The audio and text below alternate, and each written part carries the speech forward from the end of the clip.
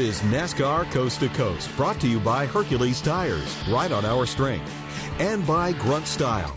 Now, with all the news from NASCAR Touring, local and international series racing, here are Kyle Rickey and Hannah Newhouse.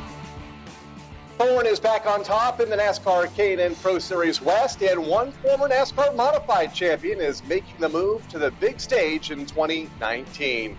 Welcome to NASCAR Coast to Coast for Wednesday, October 31st, 2018. Kyle Rickey here at the Thompson Speedway Motorsports Park, joined by Hannah Newhouse in our Concord, North Carolina studios, who will be joined for the next 30 minutes by Ryan Preece, a former NASCAR Wheel and Modified Tour champion, SK Modified champion, Sunoco Modified champion, NASCAR Xfinity Series winner, and soon-to-be full-time Monster Energy NASCAR Cup Series driver. I figured I'd get that all out of the way now. Good afternoon to the both of you. How are we doing on what is now our final show of 2018?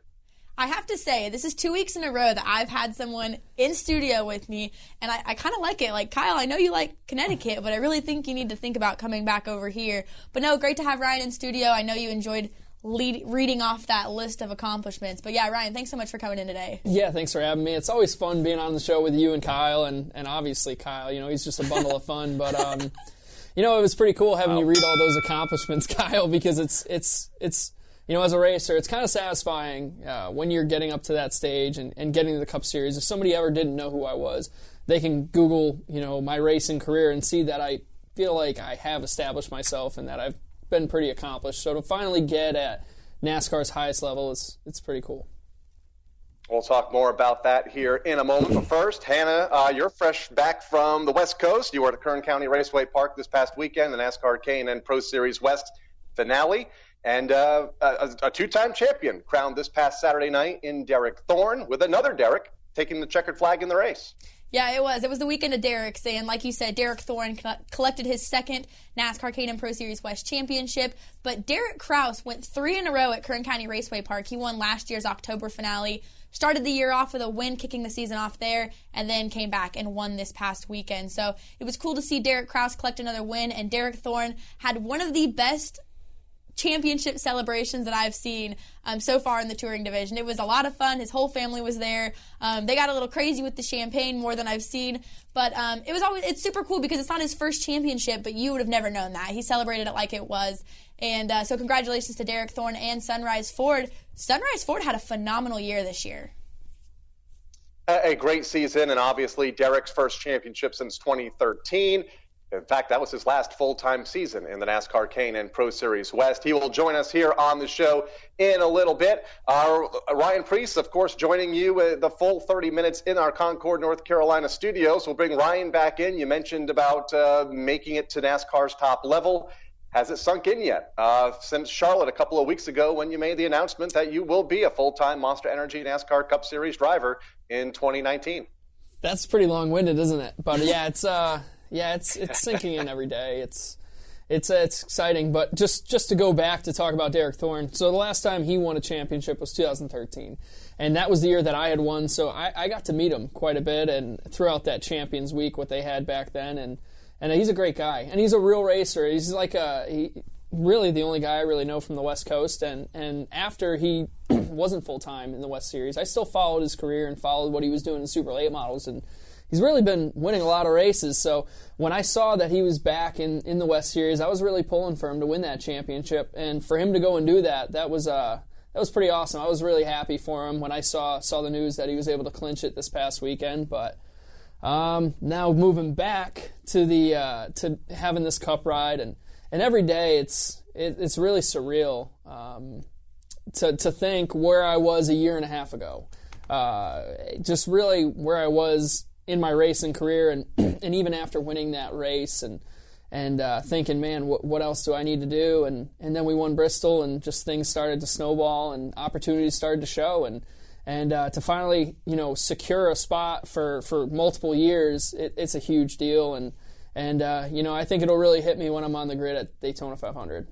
And I think we have a lot in common here, having Ryan on also, as well as Derek Thorn, because we've talked to Derek Thorn, and I think the comparison was actually made, he was the Ryan Preece of the West Coast, because racers are going to race. If he's not in a K&N car, he's running a super late model somewhere. He pulled double duty this past weekend at Kern, actually won the SRL race at Kern County Raceway Park on Sunday, races super late models out in New Smyrna whenever he gets a chance. So racers are going to race, and we saw you do it too, pulling double duty with the Modified Tour, VMRS, SK, anything that you could get your seat in. That's what you were doing. So super cool to have both of them on today, and looking forward to talking to Derek. All right, Ryan, stick around. Derek will join us in a little bit, but more with Ryan Preece as this edition of NASCAR Coast to Coast rolls on. Grunt style. The American fighting spirit is in everything we make. We are 500 patriots and veterans strong, bringing clothing manufacturing back to the United States of America. Always moving forward, never retreating, never giving up.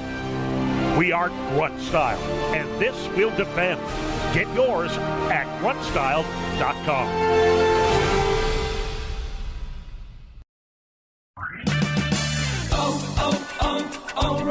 You won't want to miss the 5-day sale happening this Black Friday through November 27th at your local O'Reilly Auto Parts store. During these 5 days only, O'Reilly Auto Parts will offer incredible sale prices on products your vehicle uses every day. Stock up and save big on maintenance chemicals, motor oil, wiper blades, tool sets, and more. O'Reilly Auto Parts. Better parts, better prices every day.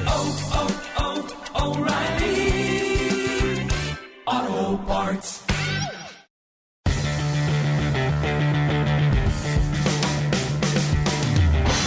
This is NASCAR Coast to Coast, brought to you by Hercules Tires and by Grunt Style. Here are Kyle Rickey and Hannah Newhouse.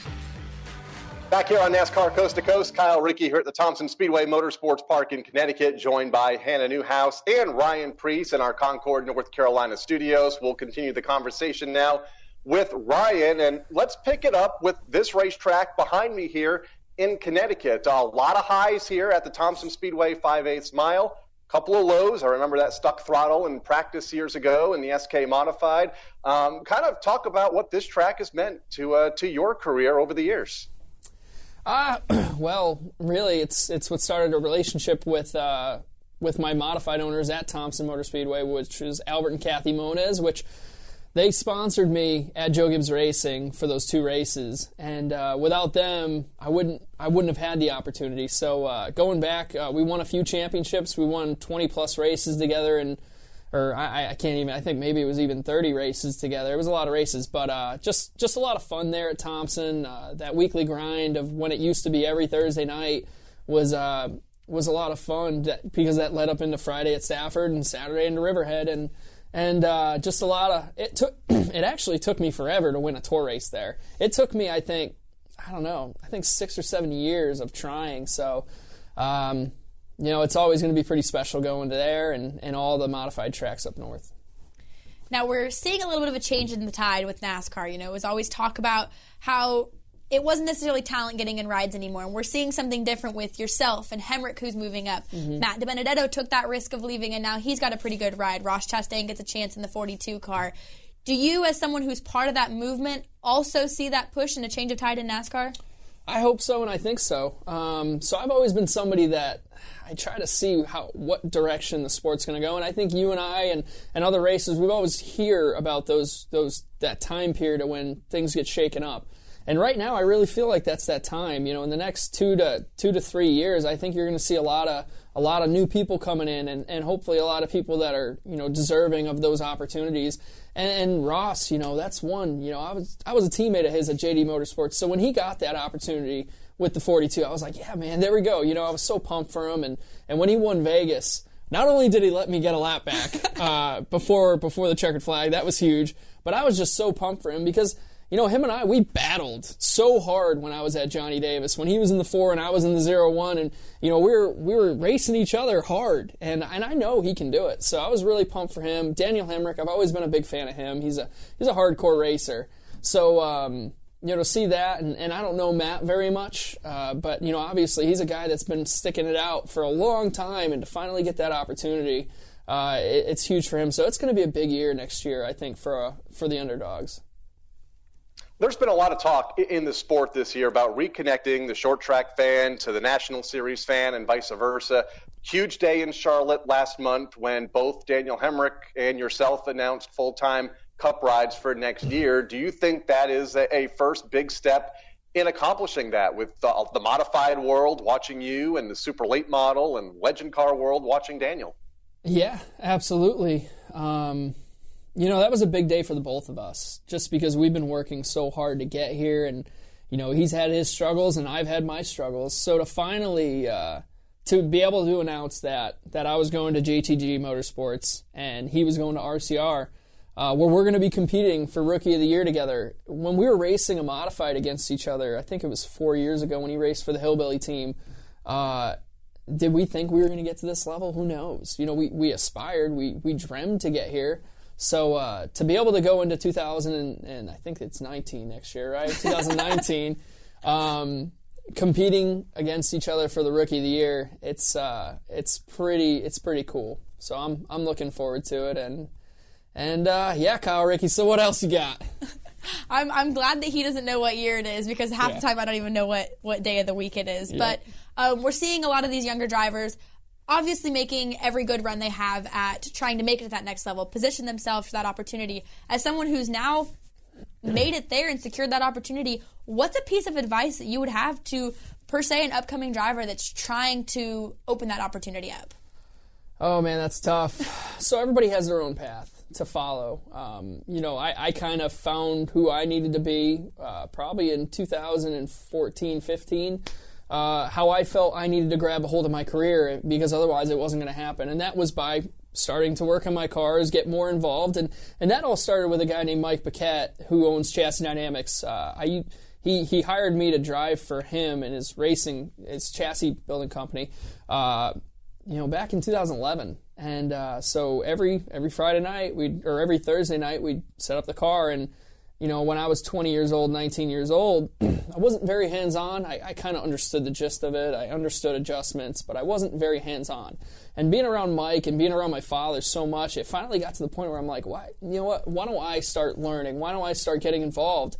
And then when 2016 came about with Johnny Davis, Eddie Partridge, who owns my modified tour car, wasn't going to be full-time.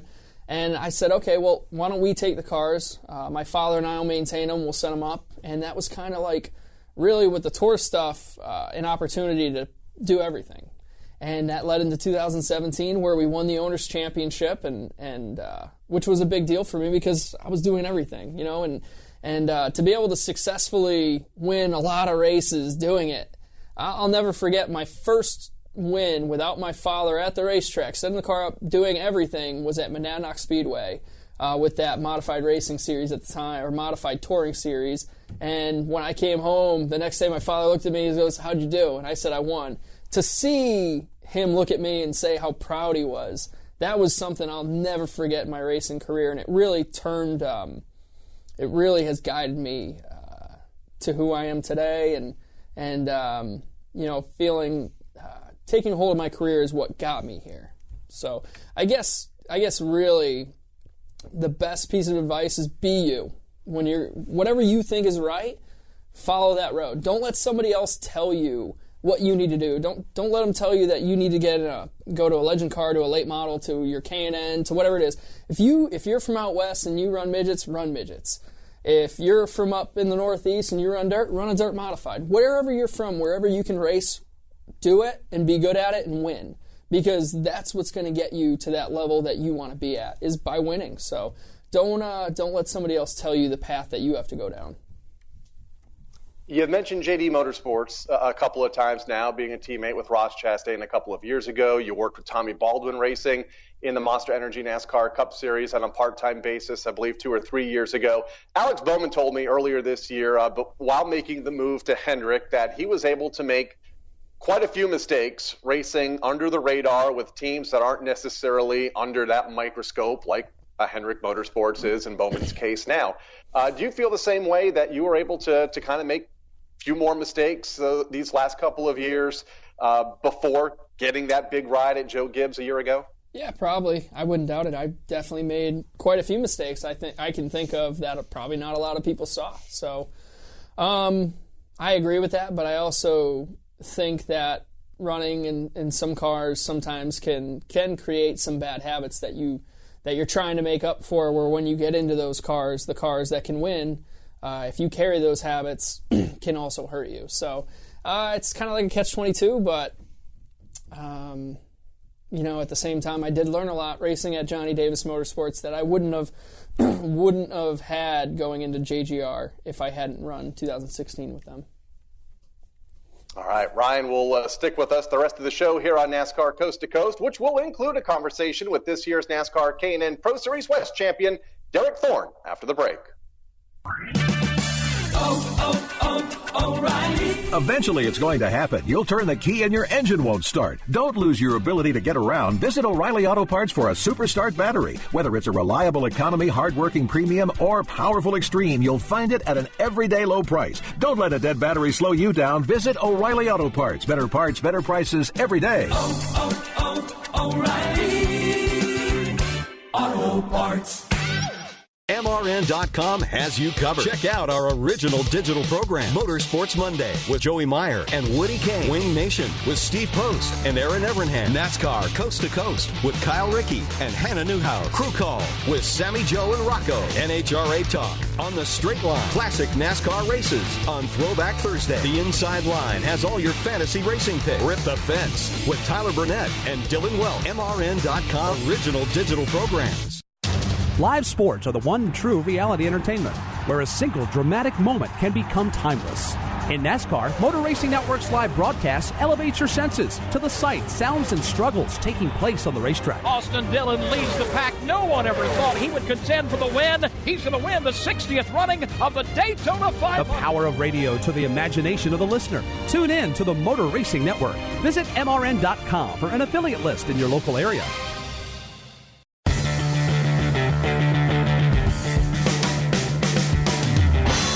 This is NASCAR Coast to Coast, brought to you by Hercules Tires and by Grunt Style. Here are Kyle Rickey and Hannah Newhouse. The NASCAR K&N Pro Series West was the final of the American NASCAR Touring Series to conclude its 2018 campaign, and it raced for the final time last Saturday night at Kern County Raceway Park in Bakersfield, California. Derek Kraus won the race, but it was Derek Thorn claiming the championship, his second in the series, driving for Bob Brancotti, and he now joins us now on the guest line. Derek, welcome back to NASCAR Coast to Coast, and congratulations on your second series championship. Hey, thanks, guys. Thanks for having me on.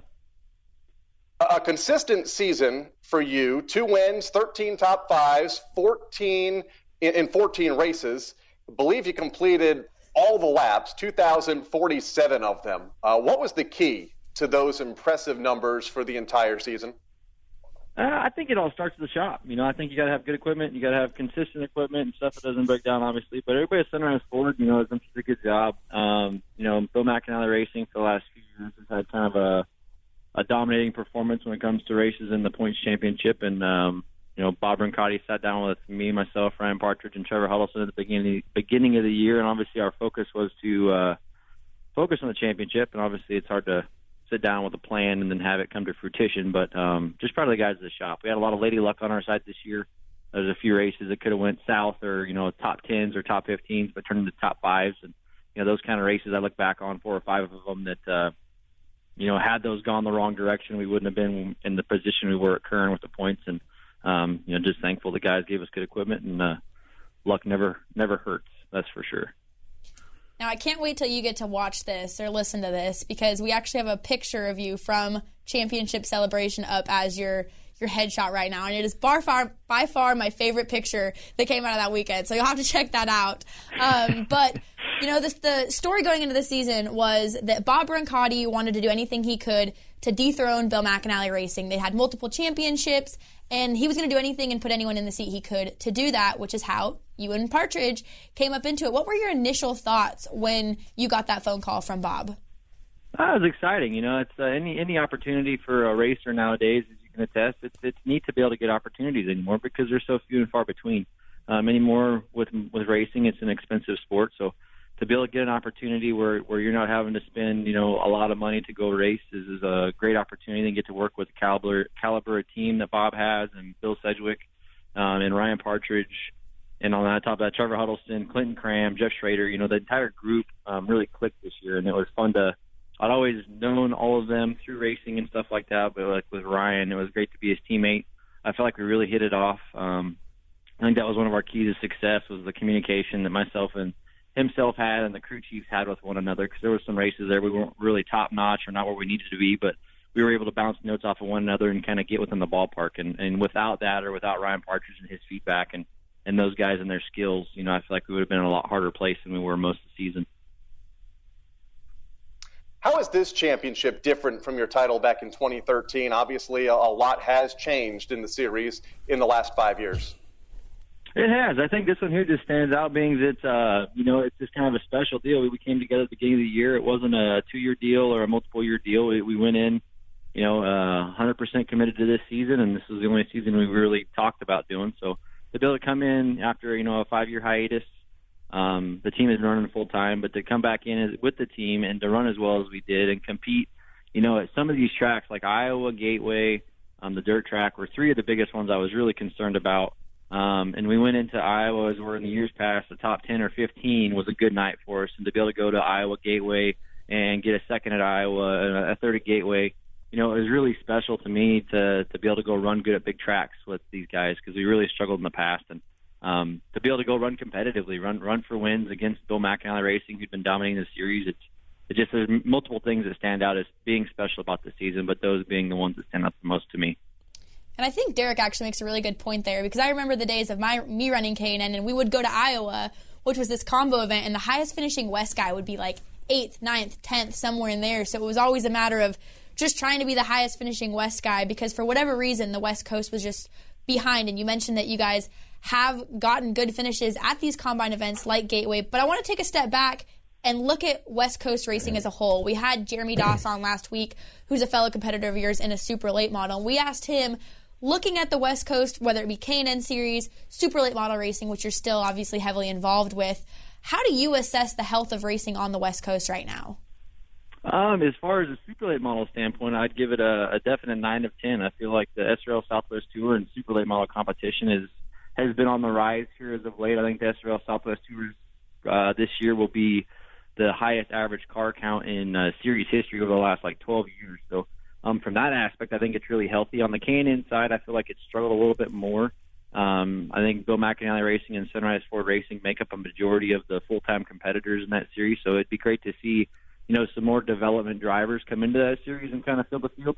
But as a whole, I feel like we're always compared to the East Coast, and we never get 100% of the credit we deserve out here as they do out there. But I think the more we can move around, go to Iowa and run well at the K&N, or go back to the Snowball Derby, the All-American, and have someone like myself or Doss or another super late competitor from the West Coast go do well, I think that helps put us on the map and gives us a little more, a little more rapport in the racing community. But as a whole, I think racing out here is as strong as it ever has been.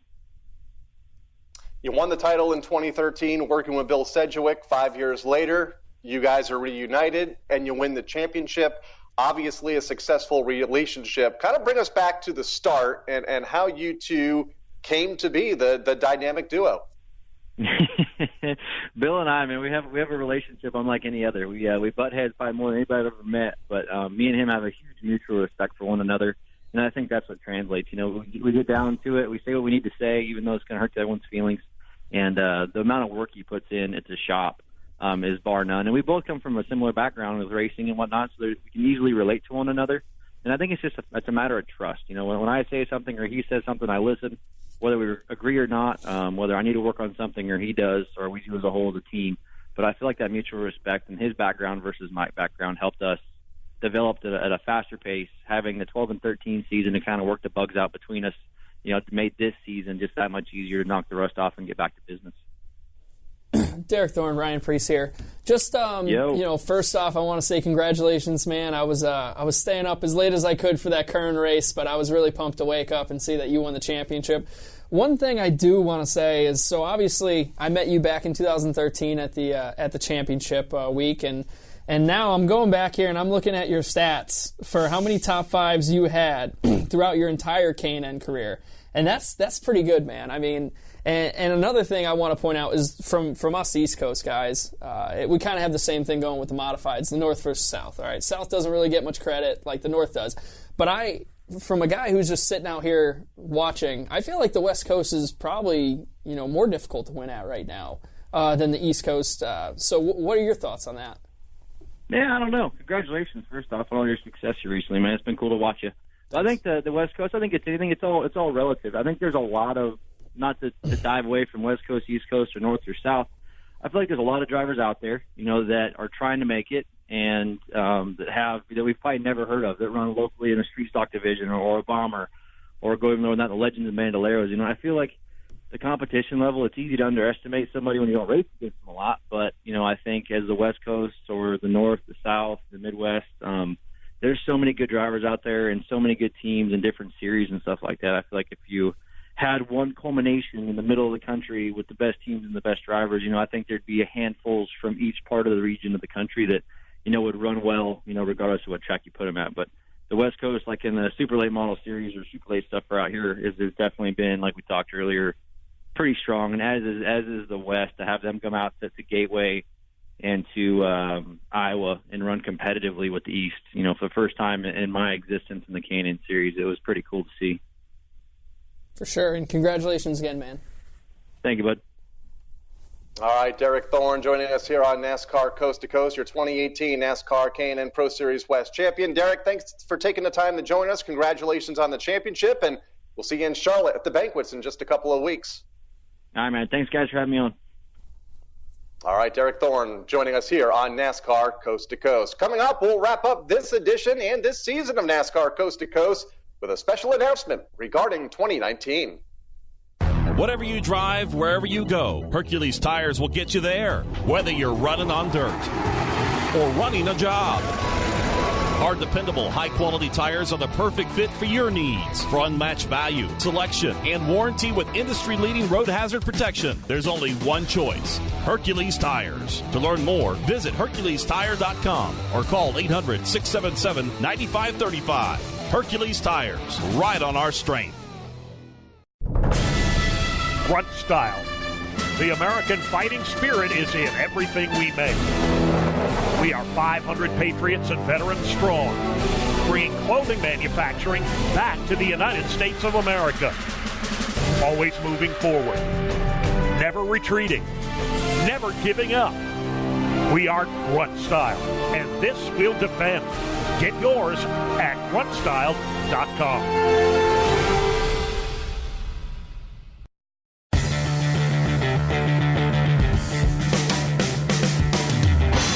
This is NASCAR Coast to Coast, brought to you by Hercules Tires and by Grunt Style. Here are Kyle Rickey and Hannah Newhouse. Wrapping up this edition of NASCAR Coast to Coast, Kyle Rickey here at the Thompson Speedway Motorsports Park, Hannah Newhouse and Ryan Preece in our Concord, North Carolina studios. And Hannah, let's first conclude our first season together with a pretty special announcement concerning 2019. Longtime NASCAR sponsor and title sponsor of the NASCAR Whelen Modified Tour, the NASCAR Whelen Euro Series, and the NASCAR Whelen All-American Series will be our title sponsor next year here on NASCAR Coast to Coast. Pretty special to have such a big sponsor in NASCAR grassroots racing involved in our show beginning next year. Yeah, no doubt. Like you said, they're so involved in grassroots racing that it's only fitting to have them come on board for 2019 when we cover all things grassroots racing across NASCAR's regional touring divisions and local divisions. So I'm excited to have them come on. And like you said, we're wrapping up our 2018 season. I can't believe it. I feel like just the other day I was extremely nervous to come on and do the first episode of NASCAR Coast to Coast, but it's been nothing but a good time all season long, and I'm already looking forward to 2019, especially having Whelen on board. And Ryan, I know Whelen, they've had a pretty significant impact on your career as you are a former NASCAR Whelen Modified Tour champion. You've run in the NASCAR Whelen All-American Series. What has the Whelen sponsorship in NASCAR meant to you?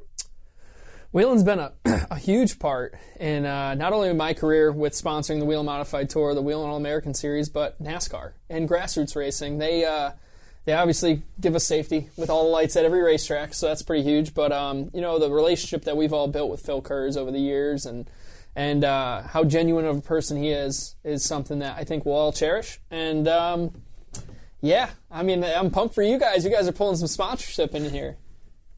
We thank Wheelan for coming on board and joining us for 2019. Let's talk about next year as we continue our conversation with Ryan Preece. How is life going to change for you? Obviously, you've been living up here in Connecticut. You've been doing a lot of commuting down to North Carolina. What's the next couple of months going to look like for you as we wind down 2018 and prepare for next year? I'm certainly not going to miss that 12-hour ride. That was not a lot of fun. There's been a lot of nights that I've driven, 12 hours from down here to go race up there, and it's gonna be nice to have a little stability week to week. But I still will do those nights here and there, just not every week or every other week or whatever it was. So, just really excited for the opportunity that's coming forth. But one thing I'm looking forward to being down here is they have Bowman Gray down here, and Bowman Gray is a track that I've always loved to go to once a year, and so next year I believe Cup has an off weekend in May or April, and that's right around when the opener is for Bowman Gray. So I plan on going there to race that weekend. Now, did you catch the season premiere last night on Discovery Channel of Race Night at Bowman Gray? So I don't have cable in my apartment. It's okay. But I got to watch it, absolutely. I had to go to a friend's house last night to watch it too. But that was a super cool premiere, Bowman Gray. It was awesome, showcased the whole thing. So it's okay. Someone pre-recorded, I promise you. I got to go see it. You can find it. Yeah, you can find it. But, people may be wondering, not so much maybe why we have you on the show today, but there's a little bit more significance except for the fact that you are now going Cup racing. And correct me on the stats here, Kyle, if I'm wrong, but you were the first guest ever for this rendition of NASCAR Coast to Coast, which was Modified Madness, I believe. Yep. Right, Kyle? And now you're getting 7 ready. years ago. 7 years ago. Yeah. Whew. You were like 10. A young little Ryan Preece. Like 10, a young little Ryan. I was 20 or 21, whatever it was. But, it's crazy to think where life takes you. The journey that it's been to get to this point. And, I remember that year because Kyle, Rickey, and I think I was winning quite a few Sunoco mod races, and the Wheelan Modified Tour, we won quite a few that year too. So it was almost like a weekly thing. He was calling me. He's like, man, we're just going to ban you from this show. So I'm glad I didn't get banned, and I'm glad I was able to come for this show. You had your own weekly segment for part of that first season. So I want to follow up. Hannah talked with Derek a little bit ago about the health of West Coast Super Late Model racing.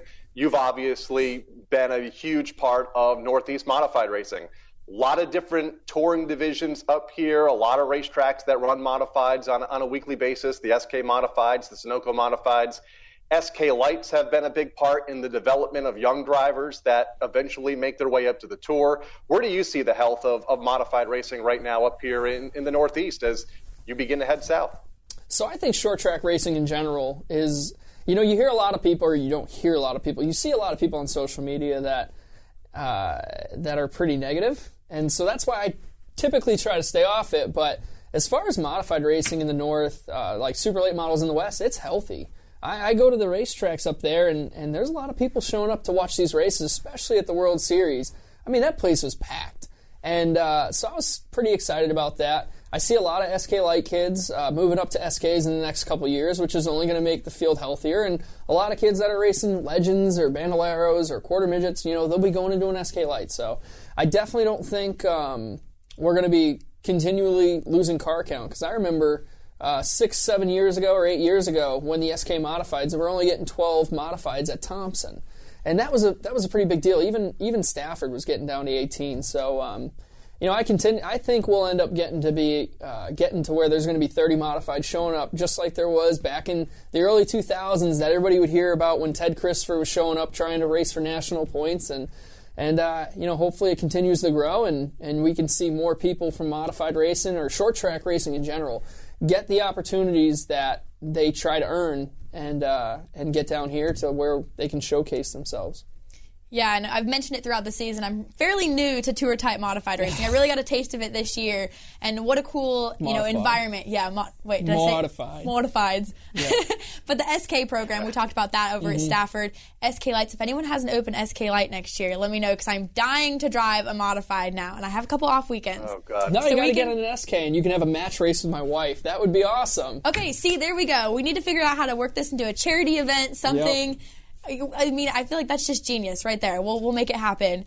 But we talked about it a little bit before the show, before we went live, and Kyle was giving you a little bit of heck about being too cool for us now. And now that you're a big Cup guy, but I have to ask, you're down here in North Carolina now, you know, center of racing. Have you had that celebrity moment yet where you're at like Harris Teeter, someone's like, oh my gosh, that's Ryan Preece? Or like, have you had that moment yet? No, but I have had that bring you to reality moment where you walk into a gas station, someone has your shirt on, okay? They look at, or you look at them and you're like, hey man, that's a good shirt. And they're like, I just, you know, my wife got it for me. I don't even like them. And I'm just like, sitting there like, yeah, okay, me either. You know, just walk on out. But I haven't had one of those moments yet, but I'm sure it'll be pretty cool when it happens. If it happens. Harris Teeter, huh, Hannah? You think Ryan goes grocery shopping? Shop. Are you kidding me? What? Yeah. Come on. Yes, go. I do, Kyle. Yeah, I hear a lot of these drivers are on like this meal prep concept where they actually go and get meals that are already like made for them for the week. Like Chop and Chisel, I think, is one of them that they all go to. So there's your no more grocery shopping. You can just... I just go to Hickory Tavern. Oh, that works too. It's pre-made, you know. Yeah, you just order it. Takes 10 minutes. That's where I went for 9 years. Ryan, as always, thanks for joining us here on NASCAR Coast to Coast. Best of luck to you these next 3 weeks in the Xfinity car and of course, in 2019 when you move over to the Monster Energy NASCAR Cup Series for JTG Doherty Racing. Thanks, Kyle. Appreciate it. Nice sitting here talking with you, Hannah, and thanks for having me on. And I promise, Kyle, if you invite me to come here next year, I will. All right. I was going to say, don't forget about us. We'll just have to go through a PR person instead. We won't just be able to text you. It'll be like, oh, you have to go through my PR person now. So I think Kyle and you both know if you guys ever wanted to get a hold of me, you can get a hold of me. So, yeah, it was a great time today. Absolutely. A great way to end our season. Hannah, I'm not sure how we did it, but we did survive our first season together. I know, isn't it crazy to look back? I was just looking at a video the other day of me coming in as a guest. I happened to be in North Carolina visiting for a week. We joked about me wanting to move here and bring my life out here, and here we are 2 years later, and you are officially stuck with me as we just completed our first season. But like I said, it was nothing but fun, and what a great year. And we'll see you in Texas this Friday night for our NASCAR Camping World Truck Series broadcast of that event. Want to congratulate all of this year's champions: Justin Bonsignor in the NASCAR Wheel and Modified Tour, Tyler Ankrum in the NASCAR K&N Pro Series East, Derek Thorn in the K&N Pro Series West, LP Dumoulin in the NASCAR Pinty Series, Alan Day in the NASCAR Wheel and Euro Series, Philip Morris in the NASCAR Wheel and All-American Series, and, of course, the NASCAR Peak Mexico Series. Ruben Garcia Jr. leads their standings with 2 races to go. They don't end their season till December 2nd at the Autodromo Hermanos Rodriguez in Mexico City. So we'll be keeping an eye out for that. For our producers this year, Craig Moore and Brian Yesowich, for Hannah Newhouse and Ryan Preece in our Concord, North Carolina studios, I'm Kyle Rickey. Thanks for tuning in all season here on NASCAR Coast to Coast. We'll see you back in 2019. NASCAR Coast to Coast has been brought to you by Hercules Tires and by Grunt Style. NASCAR Coast to Coast can be found on demand at MRN.com, iTunes, Google Play, YouTube, and SoundCloud. NASCAR Coast to Coast is a production of the Motor Racing Network. All rights reserved.